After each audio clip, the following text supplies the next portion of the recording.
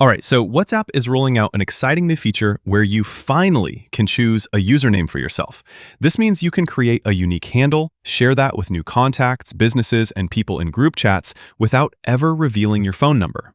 But there's over 3 billion people using WhatsApp, so reserving the username is going to be tough, and it's better to do it earlier than later.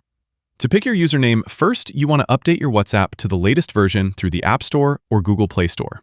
Then open WhatsApp on your phone and tap the three dots up top and go to Settings. I believe on iPhone you just tap the U tab on the bottom right corner. It looks slightly different on iOS. Then tap your profile on the top, and you'll see a little username menu here with an option to reserve a username. So you'll tap that, and here you can choose to use either your Instagram username, Facebook username, or just create a new one. The username has to be between 3 and 35 characters long. You can use uppercase and lowercase letters, numbers, etc. I'm going to just reserve quick tutorials for myself and click Save, and we're all set. This feature is still rolling out at the moment of making this video, so right now my username is reserved, and they will let me know when this is ready to be used. Once it's set, you can choose who can contact you by the username, either everyone or people who know your key. The key option gives you a unique username key like this, which you could save, and when someone's connecting with you for the first time, they need to use that key to message you.